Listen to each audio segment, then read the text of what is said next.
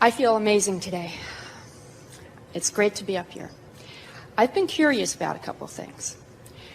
Can you talk to us about angels and spirit guides? Well, there are a lot of different names and labels that you give in your attempt to explain your interpretation of non-physical. What specifically are you wanting from us? How do angels or spirit guides work? Are they real? How do we experience them? How do we call on them? Well, it's a big question because a lot of different people use those labels and mean somewhat different things by them. But in essence, what you're asking about, you are extensions of source energy. And so, of course, all of that is real. In other words, as Esther is allowing us to visit with you as she translates, we're offering radio signals or blocks of thought that are like radio signals, and she's translating them. And there are people who, when they receive those blocks of thoughts or radio signals, can translate visually. Esther is translating verbally. And so the non-physical is interacting with you in many different ways. And depending upon the intensity of your desire to know and your ability to allow in any given moment is what makes for the variety of experiences that different people are having. Esther said to us one night early on in her new relationship with us consciously, "Abraham, I want to see you." And we said, "We don't think you really do," because we had seen her lying in her bed with her eyes closed, afraid that she might see us. She was beginning to develop a very nice relationship with us, and she didn't want anything weird to happen that would upset her in any way. And so she said, "No, really, Abraham, I do want to see you." And we said, "Then open your eyes." It was a very dark bedroom out under a Texas sky. Jerry was sound asleep, and Esther opened her eyes, and she saw a room full of fireflies, what looked like millions of fireflies, too many to count. And then all of the fireflies gathered together in one corner, emitting a light that was so bright that Esther could not look into it. And then the bright light dispersed into several lights around the room, not millions and not one bright light, but several lights around the room that Esther could behold. And then she said, "I see that you are energy." And we said, "This is your visual translation of that which we are." And it is the most accurate translation that Esther and her practical mindedness could find, because it was the translation in the way that we were projecting it. In other words, we want Esther to understand that we are energy. There are those who want their spirit guide or their non-physical energy stream to be translated to them in ways that match the stories that they've been told. One day, early also in Jerry and Esther's experience, they did a radio broadcast in Dallas, Texas. And one of the women who heard the broadcast came to the first meeting and later became a very good friend with Jerry and Esther. And she later told them that at that first meeting, or on that way to that meeting, she had said, "All right, Abraham, whoever you are you good or evil?" Which sort of gives you an idea of where she was at that time. She did not yet know what we had to say, and she was not sure how it all broke down into physical terminology. And so, as the meeting unfolded, Esther remembers Abraham sitting in a chair and opening her eyes and then pausing in silence for what felt to Esther like a very long time. And then the meeting got underway and the questions and answers began. And a few weeks later, once Jerry and Esther became very good friends with this dear woman, she told them about her story, about how she had quizzed us on her way to the meeting, and that when Esther, Abraham, opened their eyes, that the room filled with wings of angels. And so we were offering a block of thought to this woman who was asking this intense question, a woman who was able to interpret visually on many occasions, and her interpretation gave her the answer that she was looking for, you see. And so we want to say to you in a soft way that it is in the eye of the beholder, in the sense that everyone has the ability to interact with non-physical, but you cannot interact apart from the beliefs you already hold. Right. So sometimes in the beginning, what you will receive in terms of what you see or even what you hear will match the belief system that you hold. And in time, as you get more in sync with who you are, and you're able to relax and release some of the folklore that you've picked up along your physical trail, then you can begin to have more of your own authentic experience. But we want to say to you, one who sees light in a room or fireflies in a room is not more accurate than one who sees a room filled with angels' wings or angels. In other words, you get to interpret this in whatever way that you want to. It is offered to you purely, but you are the interpreter of it, and so you make it what it is. And so over time, it is extraordinary the amount of stories that physical man tells about his interaction with non-physical. We would call all of it real. We would call all of it valid. And then we would say, if we were standing in your physical shoes, in what way do I want to interact? Esther was not coming from a religious basis, and she did not want any distortion whatsoever. She was the purest slate that we had seen, in that she had not come to any conclusions of her own that would prohibit her from being able to receive clearly what we were offering. And so, as Esther finds words, they are always words that match the intention that we are offering. And then over time, as we offer words, and Esther depicts our meaning with words, and we are able to feel your response to her words, and then we are able to feel your vibration in response to her words. Over time, we have literally created a language that depicts purely the intent of Abraham.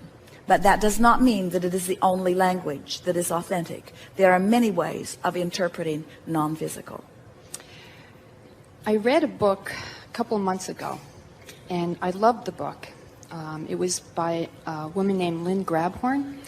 Excuse Me, Your Life is Waiting, and it was based on your teachings, and it was just said in a very powerful way. So then I picked up her next book, which was very disturbing to me. She talked about the others, and I was wondering if that is just her disturbed perception, or if such malevolent beings exist.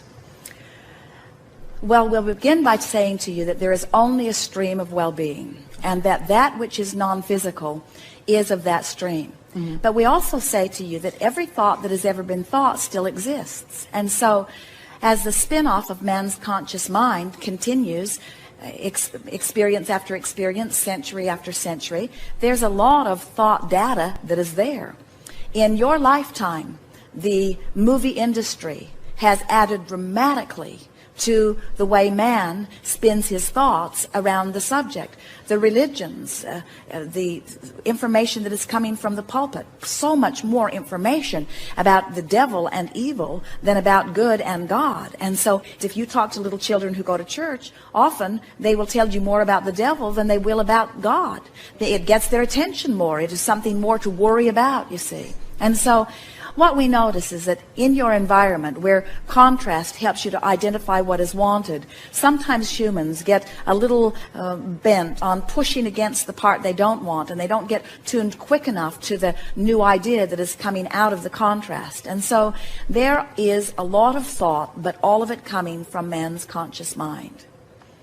People said to Esther in the beginning, Esther, aren't you afraid as you begin to receive Abraham? And by the time she began receiving those questions, there was no fear within her at all. She had come to sense who we were. She could feel who we were. She knew that there was no sense of possession, because anytime the telephone would ring while Jerry was having a chat with us, we would release her immediately. Esther could feel that we were there in response to their request, that we were not asserting ourselves into their experience in any way, that they were asking and that we were answering. And so Esther was not in a place of fear at all.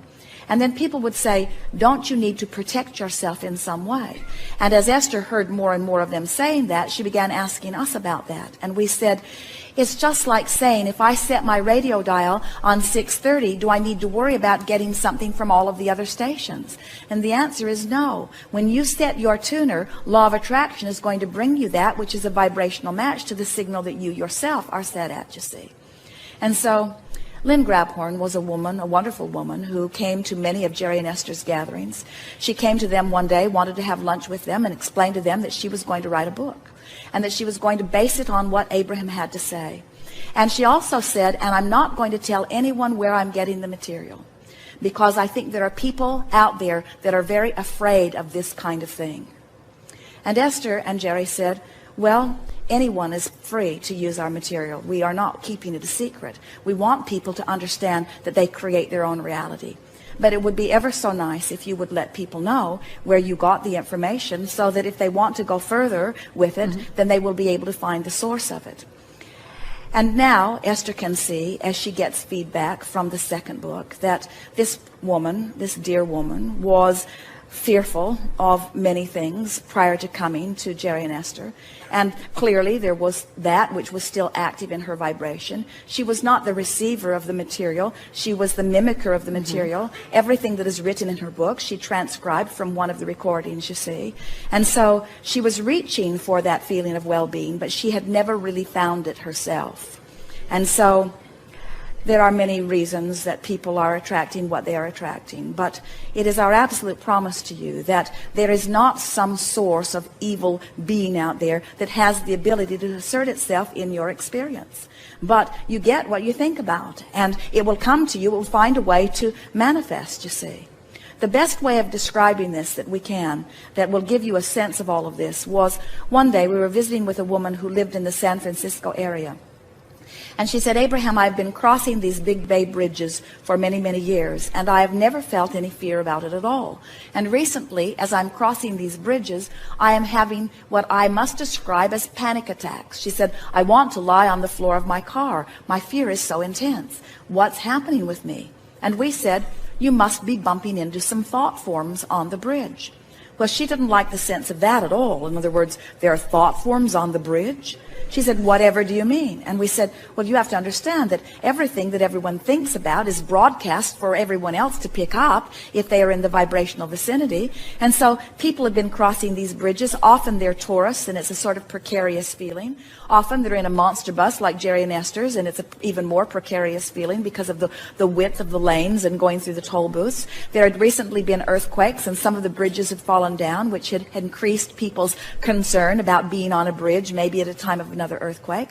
And we said, so all of these people are offering all of these thoughts, and these thoughts are being broadcast around the vicinity of this, and law of attraction is causing a coalescing of these. So there is thought, and then there is thought that is thought upon longer, and these thoughts have come into thought form. But we said they have been there when you have crossed the bridge, all of the days that you've crossed the bridge. We said the question is not where are the thought forms coming from, or why are the thought forms there. We said the question to ask is, why are you now picking up on these thought forms when you never have before? What's been going on in your experience that is making you a vibrational receiver of this?